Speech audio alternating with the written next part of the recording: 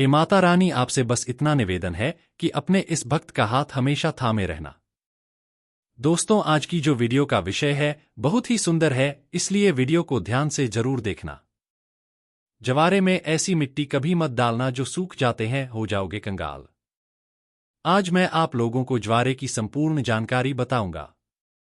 नवरात्रि 9 दिन के बाद क्या ज्वारे को विसर्जित कर देना चाहिए या ज्वारे को कुछ बचा करके अपने पास में रखना चाहिए? ज्वारे में छिपा है आपके भाग्य उदय होने का राज। आखिर ज्वारे में क्या डालना चाहिए और ज्वारे क्यों सूख जाता है? क्या ज्वारे का पत्ता खाने से धन संपदा प्राप्त होती है, सुख प्राप्त होता है? नवरात्रों में ज्वारे क्यों उगाते हैं, जानिए संपूर्ण जानकारी। दोस्तों, धन, यश, वैभव, कीर्ति, उत्तम फल तथा करोड़पति बनने का सपना, बंद किस्मत के ताले को खोलने का तरीका, सब कुछ इस वीडियो में बताऊंगा। नवरात्रि में ज्वारे के बिना मां दुर्गा की पूजा अधूरी मानी जाती है और इसकी एक पौराणिक कथा भी है। सारी जानकारी इस वीडियो में आज मैं आप लोगों को विस्तार से बताऊंगा, इसलिए मैं बोल रहा हूं कि इस वीडियो को ध्यान से देखना। अगर आपके मन में कोई डाउट है, कोई सवाल है या फिर नवरात्रि संबंधी कोई आप जो है हमसे सजेशन लेना चाहते हैं तो बिल्कुल ही आप कमेंट बॉक्स में पूछे। हमारे द्वारा यह हमारी टीम के द्वारा आपकी मदद की जाएगी। और हां, कमेंट बॉक्स में अपनी राशि भी जरूर छोड़ दीजिएगा। यदि हमारे पास कोई उपाय होगा तो वह आकर हम आपके कमेंट के रिप्लाई में बता देंगे, ताकि आपको लाभ प्राप्त हो सके। देखिए, धार्मिक मान्यताओं के अनुसार जो को भगवान ब्रह्मा का प्रतीक माना जाता है, इसलिए नवरात्रि के पहले दिन घट की स्थापना के समय जो कि सबसे पहले पूजा की जाती है, उसे कलश में भी स्थापित किया जाता है। सृष्टि की पहली फसल जौ को ही माना जाता है, इसलिए जब भी देवी देवताओं की पूजा की जाती है या हवन के समय आपने जरूर देखा होगा जो अर्पित किए जाते हैं। साथ ही यह भी जाता है कि जो अन्न ब्रह्मा के समान है और अन्न का हमेशा सम्मान करना चाहिए, इसलिए पूजा में जौ का इस्तेमाल भी होता है, इसलिए लोग ज्वारे बोते हैं।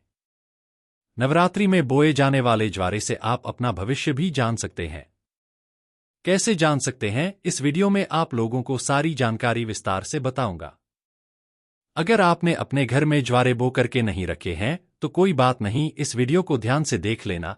आपको किसी न किसी माध्यम से ज्वारे विसर्जित करते समय कुछ न कुछ ज्वारे आपको प्राप्त हो जाएंगे। इससे आप अपनी बंद किस्मत के ताले खोल सकते हैं। दोस्तों, वीडियो ध्यान से देखना। और हां, अगर आपको हमारी वीडियो में बताई गई जानकारी अच्छी लगेगी, वीडियो पसंद आएगी तो वीडियो को लाइक कर चैनल को सब्सक्राइब जरूर करना और कमेंट बॉक्स में जय माता दी जरूर लिखना। जो भक्त सच्चे दिल से कमेंट बॉक्स में जय माता दी लिखता है तो माता रानी का उसको प्यार मिल जाता है।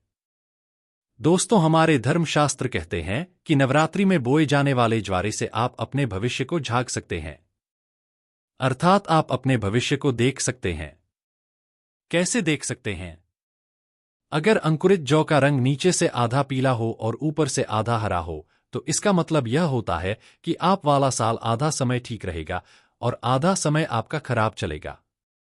यदि जो नीचे से आधा हरा है और ऊपर से आधा पीला है तो इसका मतलब यह है कि आपका शुरुआती समय ठीक से बीतेगा, लेकिन बाद में आपको परेशानी का सामना करना पड़ेगा।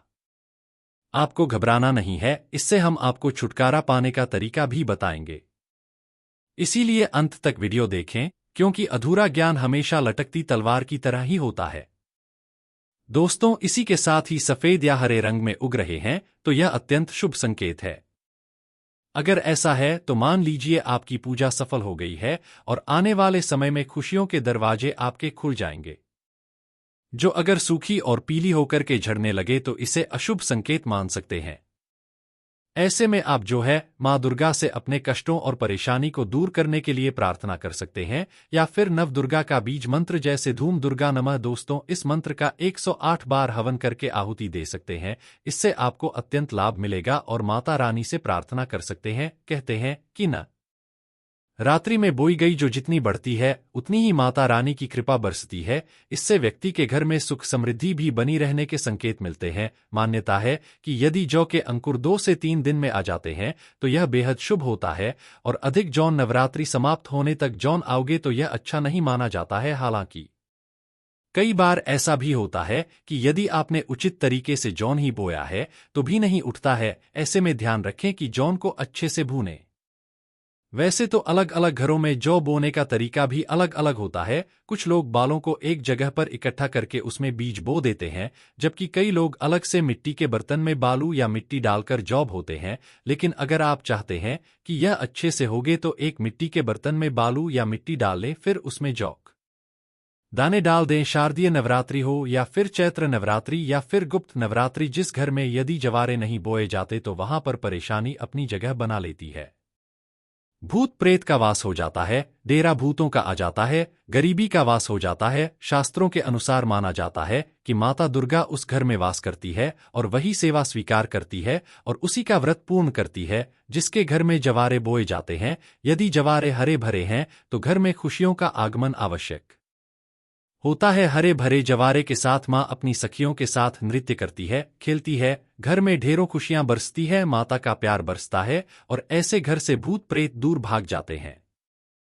कहते हैं जवारे नकारात्मकता को नष्ट करते हैं और सकारात्मकता का संचार करते हैं। शास्त्रों में स्पष्ट लिखा है कि नवरात्रों में यदि जिस घर में जवारे नहीं होते, जवारे नहीं बोए जाते, तो इतना समझ लो आपके घर में प्रेत आत्माओं ने डेरा बना रखा है। घर से यदि भूत प्रेत को भगाना है तो जवारे नवरात्रों में अवश्य बोए। माता बड़ी प्रसन्न होती है, खुश होती है। माँ जो होते हैं, आप इसे 9वें दिन कन्या पूजन में कन्याओं को स्वरूप उनको वितरित करें। आप चाहें तो देवताओं को जौ का भोग लगा सकते हैं। कन्या की थाली में इसका एक एक टुकड़ा रखें।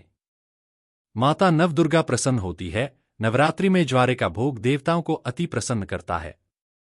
दोस्तों, जो ज्वारे होते हैं यह बहुत ही पवित्र चीज है। इसे आप साधारण मत समझना। वैसे मैया रानी करुणामयी है, वह अपनी संतान और अपने लाल को सदैव माफ कर देती है।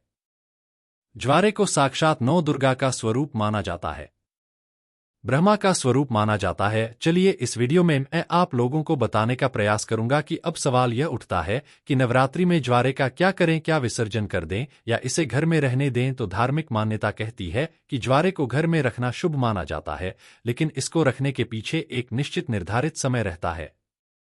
इसी निर्धारित समय में ज्वारे की सेवा करके जल में विसर्जित इसे कर देना चाहिए। दोस्तों, जैसे कि आपने 9 दिन इसकी खूब सेवा की है, बहुत अच्छी बात है। 9 दिनों के बाद इसे जल में विसर्जित कर देना चाहिए, क्योंकि शक्ति को शक्ति के साथ मिलाना जरूरी है। जल को गंगा शक्ति कहा जाता है और ज्वारे को श्री शक्ति अर्थात लक्ष्मी की शक्ति, दुर्गा की शक्ति। इसीलिए श्री शक्ति को हम जब जल शक्ति गंगा शक्ति को भेंट करते हैं तो यह गंगा शक्ति में जाकर के मिल जाती है। मैं आपको एक छोटे से उदाहरण से समझाने की कोशिश करूंगा। जिस प्रकार जो हमारा शरीर होता है यह पंचतत्वों में मिल जाता है, उसी प्रकार द्वारा भी पूर्ण प्रकार शक्ति के साथ अपने अष्टभुजा दुर्गा स्वरूप में शक्ति में मिल जाता है। तो दोस्तों, द्वारा 9 दिन अखंड ज्योत जलने के कारण, ध्यान से सुनना, ज्वारे के आसपास में 9 दिन अखंड ज्योति जलने के कारण, मां दुर्गा के समीप में यह रहने के कारण बिल्कुल ही यह शक्ति स्वरूप में जागृत हो जाते हैं। ऐसे ज्वारे लोगों के दुख, तकलीफ, परेशानी इन सब को चुटकियों में समाप्त कर सकते हैं। तो आइए इस वीडियो में जानते हैं ज्वारे से किस प्रकार हम अपनी फूटी किस्मत को दूर कर सकते हैं, अपने दुर्भाग्य को सौभाग्य में बदल सकते हैं और सभी प्रकार की आपकी जो दबी हुई इच्छा है आप उसे पूर्ण कर सकते हैं। देखिए, अगर आज की वीडियो आपने मिस कर दी तो सारी जिंदगी आप गरीब रह जाएंगे, क्योंकि ज्वारे से आप अपनी गरीबी को, अपने कष्ट को, अपनी परेशानी को, अपने दुख को, अपनी तकलीफ को, या आपके घर परिवार में किसी को दुख है, तकलीफ है, लंबे समय से बीमार हैं, आप उन्हें स्वस्थ करा सकते हैं। तो आइए इस वीडियो में जानते हैं वास्तव में हमें जो है ज्वारे का क्या करना चाहिए। तो ज्वारे विसर्जित करते समय कुछ ज्वारे साफ पानी से धोकर के हमें अपने साथ में ले आना चाहिए। क्यों इसे लाना चाहिए? क्योंकि इसे श्री शक्ति का प्रतीक कहा जाता है। श्री शक्ति अर्थात इसे लक्ष्मी का स्वरूप माना जाता है। ज्वारे को हमेशा धन स्थान है, व्यापार स्थान है या फिर कारोबार स्थान है, यहां पर जरूर रखना चाहिए। इससे धन में बढ़ोतरी होती है, कारोबार में उन्नति होती है। अगर आपकी दुकान ठीक से नहीं चल पा रही, कारोबार में आपको बढ़ोतरी नहीं हो पा रही है, या फिर आपका धंधा पानी अच्छे से नहीं चल पा रहा है, निरंतर आपको नुकसान हो रहा है, तो बिल्कुल ही ज्वारे की कुछ पत्तियां आप अपने व्यापार स्थान में, धन स्थान में जरूर रखें। आपके धन में बढ़ोतरी होगी, कारोबार में तरक्की होगी और आप जो भी बिजनेस करें उसमें आपको लाभ मिलेगा, ऐसा भी माना जाता है। ज्वारे को पीले वस्त्र या लाल वस्त्र में लपेटकर ऊपर से मौली धागा बांध करके अगर इसे पैसों के स्थान पर रखा जाए तो इसे कभी भी पैसों की कमी नहीं होती, क्योंकि यह श्री शक्ति के कारण यह जागृत हो जाते हैं। श्री अर्थात लक्ष्मी, यह पूर्ण रूप से लक्ष्मी की शक्ति कहे गए हैं। इसी के साथ यह भी कहा जाता है, कुछ लोग यह भी कहते हैं, हमारे ही बहुत से लोग हैं संपर्क में जुड़े हुए, तो बहुत से लोगों का यह भी मानना है कि ज्वारे को थोड़ी सी मात्रा में अपने पर्स में जरूर रखना चाहिए और आप में से अधिकतर लोग ज्वारे को अपने पर्स में जरूर रखते होंगे। अब इसके पीछे का कारण मैं आप सभी दर्शकों को बताना चाहूंगा। जिस प्रकार से धन स्थान में रखने से यह धन की कमी नहीं होने देता, उसी प्रकार पर्स में रखने से आपके पर्स में कभी भी पैसों की कमी नहीं होने देता, क्योंकि पर को भी धन स्थान कहा जाता है, लक्ष्मी स्थान कहा जाता है और यह पर में होने के कारण हमेशा आपके पर्स को नोटों से भरे रखने का काम करता है। दोस्तों, किसी भी श्रेष्ठ मनोकामना के लिए 5 ज्वारे के साफ एवं स्वच्छ पत्तियों को देवी पुराण है या दुर्गा सब छठी दिव्य जो किताब है, माता रानी की दिव्य किताब है, जैसे कि देवी पुराण है या दुर्गा सप्तशती है, यह सब दिव्य किताब कही गई है, तो मनोकामना बोलते हुए आपको इसमें आपको दबाना होता है। तो माँ भगवती की कृपा से कुछ दिनों के बाद वह मनोकामना पूर्ण हो जाती है।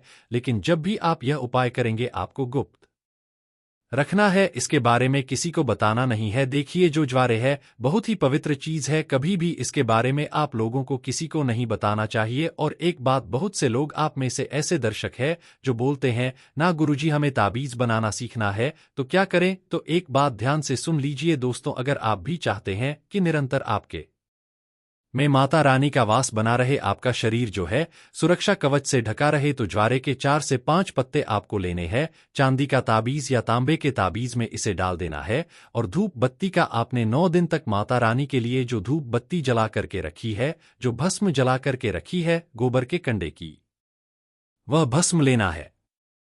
माता रानी को जो आपने आर्चर चढ़ा करके रखे हैं, जिसे हम पीला चावल बोलते हैं, वो आपको लेने हैं और इसे आपको ताबीज में डाल देना है। ये तीनों सामग्री को आपको ताबीज में डाल देना है, माता रानी का ध्यान करना है, अगरबत्ती या फिर धूप का धुआं दिखाना है आपने जो ताबीज बना करके रखा है उसमें, और आप जो है इसे नवरात्रि के बाद किसी भी दिन धारण कर सकते हैं। तो यह आपको हमेशा सुरक्षा कवच की तरह ही आपको फायदा पहुंचाएगा, किसी भी प्रकार की आपकी यह दुर्घटना नहीं होने देगा। आप जहां भी जाएंगे, जिस भी क्षेत्र में जाएंगे, उस क्षेत्र में यह मित्र की भांति आपकी मदद करेगा, आपको तरक्की दिलाएगा, आपको सफलता दिलाएगा।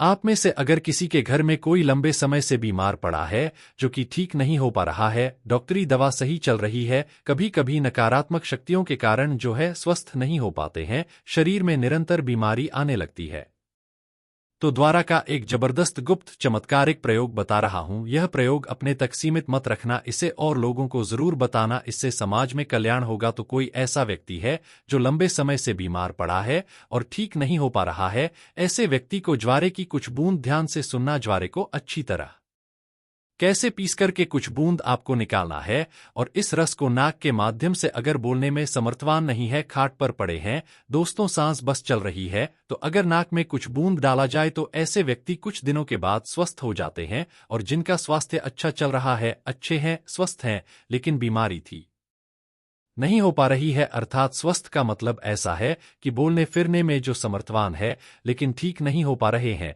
बीमारी से, तो ऐसे व्यक्ति को जो है आप यह 1 या 2 चम्मच की मात्रा में ज्वारे के निकले हुए रस को आपको 2 टाइम सुबह और शाम में मां भगवती का ध्यान करते हुए, मां काली का ध्यान करते हुए, मां आदिशक्ति जगदम्बा का ध्यान करते हुए आपको पिला देना है। बिल्कुल ही ज्वारे में पूर्ण रूप से ब्रह्मा एवं मां आदिशक्ति की शक्तियां समाहित होती है। इसे पिलाने के बाद आप देखना, इसे लगातार 5 से 7 दिनों तक पिला देना दोस्तों, खाट पर पड़ा इंसान भी स्वस्थ हो जाएगा और चलने फिरने के लायक बन जाएगा। इसलिए मैं आप लोगों को बोलता हूं कि हम जितनी भी सामग्री अपने घर में नवरात्रि के समय रखते हैं, माता रानी को प्रसन्न करने के लिए, चाहे आप ज्वारे ले लीजिए, चाहे जो की बात ही ले लीजिए, चाहे भस्म ले लीजिए, चाहे आप जान ले ली थी, यह सब किसी न किसी काम जरूर आते हैं दोस्तों। हम सबसे नदी में विसर्जित कर देते हैं। यही हमारी सबसे बड़ी मूर्खता है। नदी में विसर्जित करना चाहिए ऐसी कोई बात नहीं है। आप नदी में इसे बेशक विसर्जित करें, लेकिन इसकी कुछ मात्रा हमें अपने पास में बचा करके रख लेना चाहिए, क्योंकि यह माता रानी का प्रसार होता है।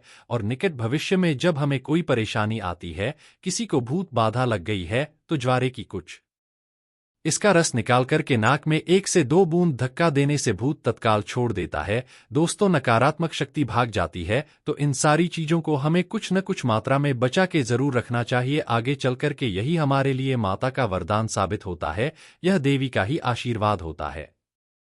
इसीलिए कभी भी इसे पूर्ण रूप से विसर्जित नहीं करना चाहिए। इसका कुछ अंश हमें, जैसे कि के साल में नवरात्रि आते हैं, शारदीय नवरात्रि 1 साल में ही आते हैं, चैत्र नवरात्रि, शारदीय नवरात्रि, 2 गुप्त नवरात्रि होते हैं, 4 नवरात्रि होते हैं। तो नवरात्रि आने तक इसे हमें अपने लिए बचाकर रखना चाहिए। अगर आप भी ज्वारे के संबंध में कोई और विशेष जानकारी रखते हैं तो कमेंट करके हमें जरूर बताइएगा। और कमेंट बॉक्स में जय माता दी अभी तक नहीं लिखा है तो जय माता दी लिख करके चैनल को सब्सक्राइब जरूर करिएगा। माता रानी अपने भक्तों की तमाम परेशानी को दूर करती है।